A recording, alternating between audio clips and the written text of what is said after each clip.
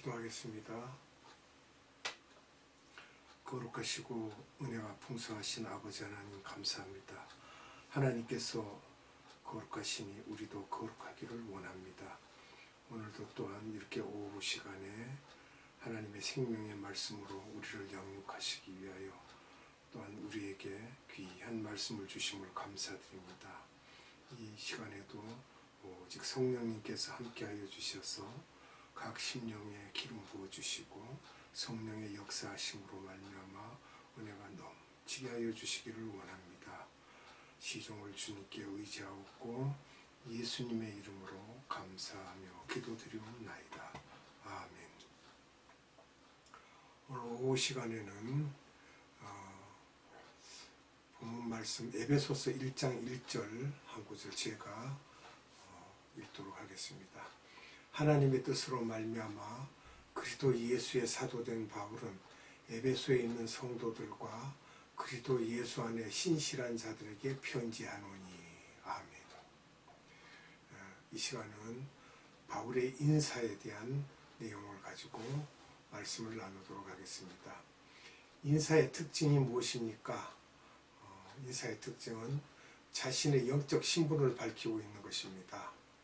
하나님의 뜻에 의해서 불림을 받았음을 꼭 밝히고 있습니다. 또 두 번째로는 수신자가 누구인지를 밝히고 있습니다. 그리고 세 번째는 은혜와 평강을 간구하고 있습니다. 네 번째는 마지막 인사로 들어가죠. 은혜와 평강을 간구하고 디모데전서, 디모데후서에서는 긍휼이 포함됩니다. 자비라는 말로. 그리고 그 다음에 살펴볼 것은 바울의 편지 내용에서 특히 강조하는 것은 은혜와 평강입니다. 성서에 대해서 많이 아는 것이 중요한 것이 아니라 성서를 알므로써 우리의 삶이 은혜와 평강이 넘치는 것을 강조하고 있습니다. 그래야만 우리가 성서를 많이 한다 적게 한다가 그게 문제가 아니라 성령님이 함께 하심과 교통하심이 있음으로 인해서 우리가 성경 구절을 다 몰라도 하나님께서 한량없는 은혜를 부어주실 줄 믿습니다. 이렇게 해서 우리가 그 다음에 살펴볼 것은 바울의 그 서신서인데 13개의 서신서가 있습니다. 히브리서는 바나바가 쓴 것으로 많은 분들이 그렇게 이해를 하고 있습니다. AD 68년경에 순교당하기 전에 AD 65년에 디모데 전후서를 썼으며 다른 서신서에는 은혜와 평강에 대해 말씀하셨으나 디모데 전후서에서는 은혜와 긍휼과 평강이 있기를 간구했어요. 그럼 여기서 바울이 안 쓰시던 긍휼이라는 단어를 가운데에다가 넣으셨는데 그 이유를 생각해 보면 AD 65년이면 바울이 60세가 되던 때입니다. AD 5년 출생이니까요. 그러므로 나이가 들면서 모든 사람을 긍휼히 바라볼 수 있는 눈이 생기면서 이제 영안도 열리고 또 사람을 불쌍히 여기는 마음이 생겼겠죠. 긍휼히 여기는 눈이 생기면서 긍휼이 있으므로 평강이 따라간다는 것을 깨닫고 디모데 전후서에서는 긍휼을 말하고 있습니다. 우리가 긍휼함이 없다면 다른 사람을 정죄하고 무시하게 되므로 이렇게 긍휼한 마음이 있다는 것은 신앙의 경륜이 어느 정도는 성숙하다고 말할 수가 있습니다. 그러니까 상대를 위한 것이죠. 나를 위한 것이 아니라 상대를 위하고 타인을 위한 것입니다. 내가 나를 위했다 그러면 그거는 말이 안 되죠. 그러면 에베소서의 저자는 누구인가? 오늘 본문의 말씀 읽었듯이 에베소서 1장 1절에 하나님의 뜻으로 말미암아 그리스도 예수의 사도된 바울은 에베소에 있는 성도들과 그리스도 예수 안에 신실한 자들에게 편지하노니. 분명히 밝혔죠. 본인이 누구라는 것을. 많은 학자들은 신학을 공부하면서 비평적인 시각을 갖고 성경을 보는 경향이 많은데 어떤 분들은 에베소서는 바울이 쓴 것이 아니라고 주장하는 그런 분들도 있습니다. 그 이유는 편지의 내용이 바울의 스타일이 아니라는 그러한 부류와 바울이 공통적으로 쓰는 단어들이 있는데 일부 문장에서 보면 바울답지 않기 때문이라면서 일부러 만들어내서 그런 그 주장을 하기도 합니다. 그러니까 평상시에 쓰는 단어가 아닌 게 들어있다 뭐 이렇게. 이거는 우리가 엄밀히 말하자면 일부는 마귀들이 이들을 통하여서 성서를 공격하는 것임을 우리가 알 수가 있습니다. 그러면 골로새서 1장 1절, 갈라디아서 1장 1절, 고린도후서 1장 1절에서 보면 계속해서 저자가 나 바울임을 밝히고 있습니다. 분명하게 본인을. 그리고 두 번째는 문장체를 보면 전부 바울의 스타일입니다. 그리고 그 다음에는 사도의 권위를 당당히 밝히고 있습니다. 나 바울은이라고. 그리고 문어적도 역시 스타일을 봐도 알 수 있습니다. 거의 비슷합니다. 또 그 다음에는 편지의 구조를 봐도 바울의 스타일입니다. 사용하는 단어를 봐도 공통적으로 반복해서 나오는 것을 볼 수 있습니다. 이렇게 구구절절히 이야기를 이제 드리겠는데요. 바울의 공통 단어가 2177개이며 여기서 1203개의 단어가 에베소서에서 바울이 공통적으로 쓰는 단어가 나오고 있습니다. 동사, 명사 등 또 구도, 명사구, 동사구를 봐도 전체 618개 중에서 550개가 에베소서에서 중복되어 사용하고 있습니다. 동사를 보면 에베소서에 148개와 빌립보서에 29개 동사가 같은 동사를 사용하고 있습니다. 이런 것들을 볼 때 바울의 서신으로 볼 수밖에 없습니다. 근데 자꾸 아니라고 우기는 분들은 이유를 달고 토를 단다는 것은 성경을 자꾸 변개시키려고 하는 마귀의 전략에 빠진 것입니다. 두기고에게 편지를 보냈는데 두기고는 에베소뿐만 아니라 골로새 교회에 보내는 골로새 편지도 같이 들고 갔다는 것입니다. 신학적으로 일치합니다. 완전히. 우리가 신학적으로 일치하는 것들을 살펴보는데요. 첫 번째는 하나님의 주권을 강조합니다. 하나님의 주권을. 에베소서 1장 3절, 에베소서 1장 9절, 에베소서 1장 11절, 12절, 또 에베소서 2장 4절에서 7절 하나님의 주권을 강조하고 있습니다. 두 번째는 구원은 십자가에 의해서만이 가능함을 분명하게 말하고 있습니다. 에베소서 1장 7절에 있고요. 에베소서 2장 13절로 18절에 구원은 십자가에 의해서만이 가능하다는 것을 기록하고 있습니다. 세 번째는 예수님의 십자가의 죽음과 부활하심과 승천하심을 강조하고 있습니다. 에베소서 1장 20절로 22절입니다. 네 번째는 성령의 사역에 대해서 확실하게 강조하고 있습니다. 에베소서 2장 18절, 22절, 3장 5절, 3장 16절, 4장 1절에서 4절, 4장 30절, 5장 18절, 6장 18절 전부 성령의 그 사역에 대해서 분명하게 강조하고 있습니다. 이렇게 신학적으로도 이 모든 내용들이 일치하고 있습니다. 바울이 썼다는 것을. 그 다음에 바울의 이름을 우리가 봅니다.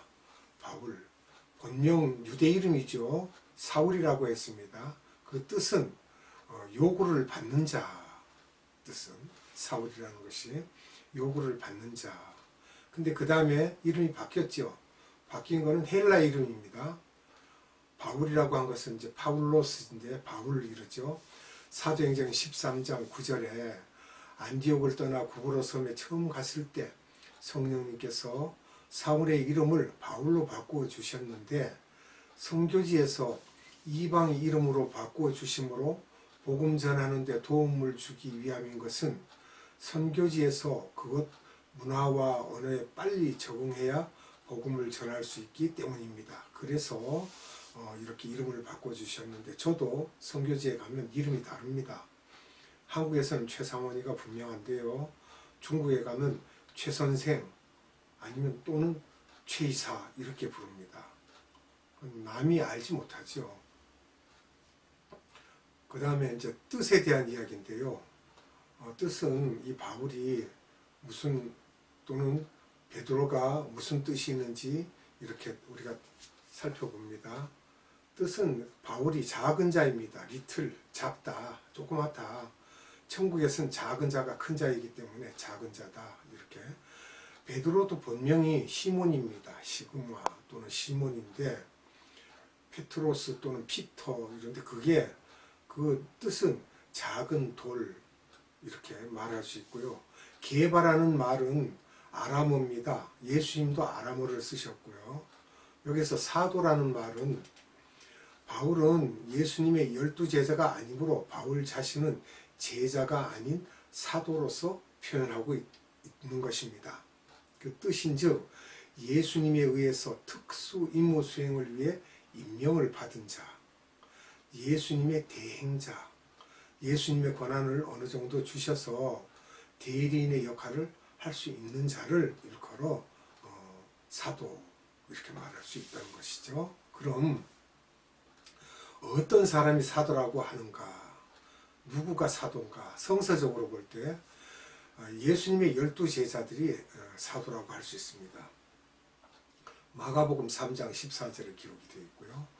바울은 로마서 1장 1절과 에베소서 1장 1절에 보면 역시 사도로서 기록이 되어 있고요. 야고보는 예수님의 동생인데도 사도로서 갈라디아 1장 19절에 기록되어 있습니다. 바나바도 사도행전 14장 14절을 보면 그도 사도라는 것을 알 수 있습니다. 또 안드로니고, 유니아 이런 분들도 로마서 16장 7절을 보면 사도라고 볼 수 있습니다. 그러면 사도라고 하는 사람들은 특수한 그룹임을 나타내기 위해 유럽에서는 교단을 이루기도 합니다. 히브리서에서는 예수님을 사도라는 직명을 주기도 하셨죠.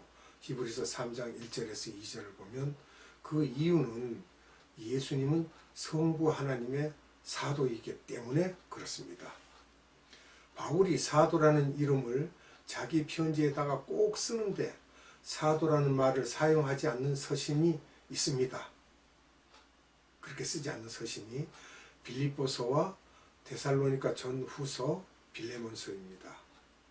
또 바울이 사도라는 말을 자주 사용하는 이유는 가끔 자기의 권위에 도전하는 사람들을 훈계하고 그들을 질타하기 위해서 사도라는 말을 사용했습니다. 고린도전서 9장이나 고린도후서 11장에 보면 사도의 권위에 도전하는 사람들에게 훈계하고 있습니다. 사도로서. 고린도전서 9장에 보면 고린도 교회 사람들이 자기들이 준 돈으로 베드로가 자기 가족들과 동행하여 선교 여행을 다녔는데 마찬가지로 바울도 그럴 것이라고 하면서 바울을 공격했어요. 그러나 사도 바울은 그렇지 않음을 말씀하시고 있습니다. 바울은 성전의 돈을 쓸 수 있는 권한이 있으나 쓸 수 있어요. 사도기 때문에. 그러나 저녁마다 텐트 메이커로 일하면서 이제 텐트를 만드는 분이셨나 봐요. 자급자족하여 한 번도 그 돈을 쓰지 않았음을 분명하게 밝히고 있습니다. 너희들 중에 왜 그런가 하면 너희들 중에 한 사람이라도 실족할까 두려워서 그 권한을 쓰지 않았음을 분명하게 밝히고 있습니다. 사도가 성전의 돈을 쓸 수 있는 이유. 자, 여기서 보면 물론 성서에도 나오지만 군인이 전쟁하러 나갈 때 군복과 무기와 식량 등이 필요한 것처럼 사도들도 하나님의 영적 전투를 위해 나갈 때 하나님의 돈을 쓰는 것은 당연합니다. 그건 쓸 수 없는 게 아니라 써야 됩니다. 또 농부가 자기 밭에서 자기가 농사하여 나는 열매를 먹는 것이 당연하죠. 먹을 수 있습니다. 꼭 돈 주고 사 먹기만 하면 아니죠. 또 모세 때를 보면 소가 연자 맷돌을 갈 때는 마음껏 먹을 수 있도록 망을 씌우지 말라고 하셨습니다. 물론 이제 비유적인 말씀이지만 그래서 사도들이 하나님의 일꾼을 소라고 비유하고 말하자면 그들이 먹었을 수 있다 이 말입니다. 쓸 수 있다 이 말이에요. 자, 그리고 그 다음에 사도 바울이 쓰는 종의 개념을 우리가 살펴보겠습니다. 종이 뭡니까? 섬기는 자죠. 서번트라고 하나요? 섬기는 자. 또 노예입니다. 노예 이렇게 말할 수도 있죠. 성서에 나오는 두 종류의 종이 있습니다. 신명기 15장 12절로 18절 봅니다. 내 동족 히브리 남자나 히브리 여자가 내게 팔렸다 하자. 만일 6년을 너를 섬겼거든 제7년에 너는 그를 놓아 자유하게 할 것이요 그를 놓아 자유하게 할 때에는 공수로 가게 하지 말고 내 양 무리 중에서와 타작 마당에서와 포도주 들에서 그에게 후히 줄지니 곧 내 하나님 여호와께서 내게 복을 주신 대로 그에게 줄지니라. 너는 애굽 땅에서 종되었던 것과 내 하나님 여호와께서 너를 속하셨음을 기억하라. 그를 인하여 내가 오늘날 이같이 내게 명하노라. 종이 만일 너와 내 집을 사랑하므로 너와 동거하기를 좋게 여겨 내게 향하여 내가 주인을 떠나지 아니하겠노라 하거든 송곳을 취하여 그의 귀를 문에 대고 뚫어라. 그리하면 그가 영영이 내 종이 되리라. 내 여종에게도 일례로 할지니라. 그가 6년 동안에 품꾼의 삭새 배나 받을 만큼 너를 섬겼은즉 너는 그를 놓아 자유하게 하기를 어렵게 여기지 말라. 그리하면 내 하나님 여호와께서 너의 범사에 내게 복을 주시리라. 아멘. 여기서 우리가 살펴볼 것은 일반 종입니다. 일반 종은 즉 모든 종은 6년 동안 종노릇 하다가 주인이 놔주는 종을 일컫고 있습니다. 6년 후 자유케 하면서 가축과 곡식 등을 함께 줍니다. 그가 나가서 생활할 수 있도록. 애굽에서 이스라엘 백성이 고생한 때를 기억하여 이렇게 하라는 것입니다. 종되었던 데서 탈출해 나왔죠. 특징은 일반 종은 우상을 섬기는 종입니다. 왜냐하면 물질이나 명예, 권력 등을 향하는 그런 마음이 있다는 거예요. 주님만을 의지하지 않고 세상 것도 좋아하고 의지하고 자유롭기를 원한다는 것입니다. 그래서 이건 일반 종을 말하고 있고요.